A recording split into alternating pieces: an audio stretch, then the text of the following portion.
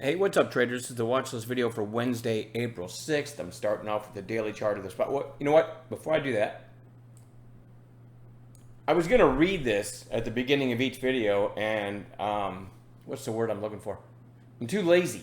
So I just thought I would throw this up. It is a quick explanation of my trading, I don't know, philosophy, maybe? I mean, cash every night. You can read the rest, but it all boils down to uh, waiting for intraday A plus setups and not being at risk for overnight gaps down. So I'm a pure day trader by the definition of the word. So anyway, there's an explanation of what we do. And I like to do that. I like to put that up because a lot of people might see I have, and you'll see some of them on the video tonight on the watch this video. Some things I'm watching have absolutely horrific looking charts, right? And so people might look at this and think this guy's an idiot. He's investing in this stock's chart looks terrible.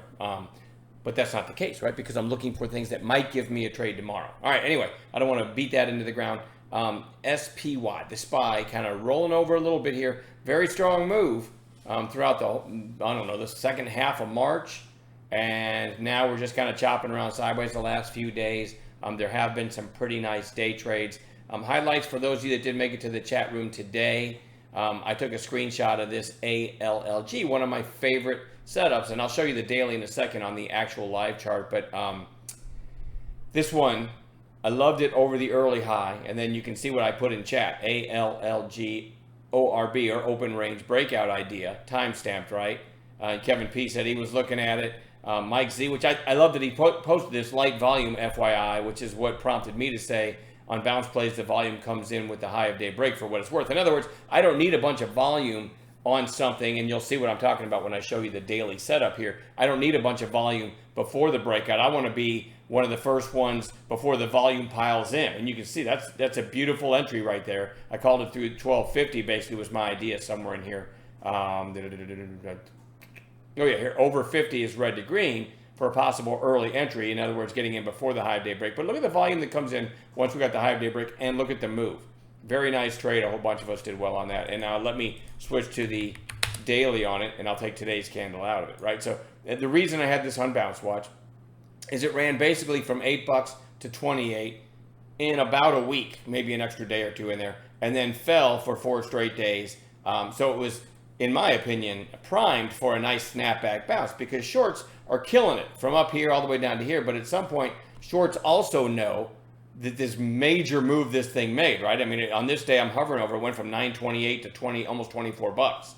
So you don't want to hang out too long in something short, that is, in something that can do that, right? So anyway, then you fast forward, and there's the intraday setup again. And again, it wasn't a lot of volume until we got the high of day break. So pretty cool setup. Actually going to be watching that one again tomorrow too, but I wanted to share that with you because it was a pure play, bounce play we teach in our course, and probably my favorite setup as far as a day trader goes. I also want to give a hat tip to Nicholas in chat. He mentioned ANGH, which I wasn't even watching. I didn't catch this, but he mentioned that, I want to say maybe it looked like this. He pointed out that this topped out at exactly 12. We love whole number inflection points, and it had made a big move, so it was strong on the day. And I think he typed in something like, so let's keep this on watch for a possible 12 break later. Happened pretty quick after he typed it, actually. I did not take this, but I mean, from the 12 break, it went up to over 1650. And Nicholas is pretty good in the chat room at spotting stuff that might move. So anyway, I wanted to give a hat tip, even though I didn't get the trade. I thought that was a cool setup. So anyway, let me get to the list. SBFM had nice news today. 154 million shares traded, which is insane. But I do want to keep an eye on that for the next several days. ALLG, we had that nice bounce. It gave a lot of it back, but at the same time, switching to the SPY, look at the SPY just falling apart for the last half hour. So you could maybe make the argument ALLG held up pretty well versus the SPY, and it had that nice move today. So I am going to watch it tomorrow. BBAI, I've never heard of this thing. Big volume for the stock, couple million shares. A big move today, so I want to keep an eye on that one.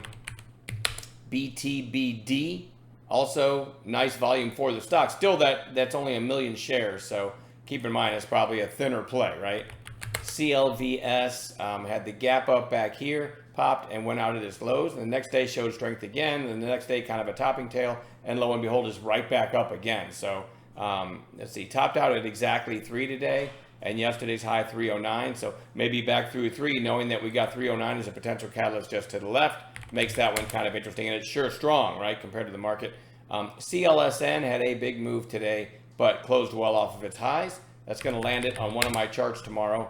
GREE, big pop, and now it's kind of flagging for a couple days, so I want to keep that one on watch. I'm going to kind of keep an eye on Bitcoin, though, because if Bitcoin's strong, then I like GREE a lot.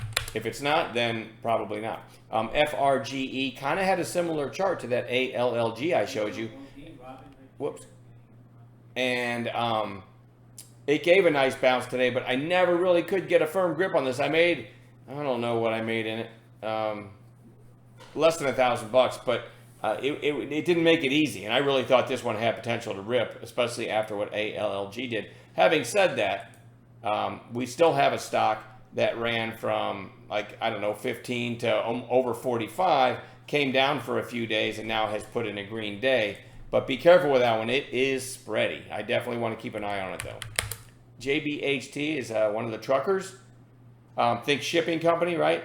And it is just decimated, and I kind of like seeing it down to this 165 level and then give an intraday turn. But anyway, that is oversold, so I'm looking for an oversold bounce. Speaking of shippers and all that, UPS, kind of the same thing. I like it below 195. You see, when it got below 195 here, nice snapback bounce. Here again, and it's come a long way to get there.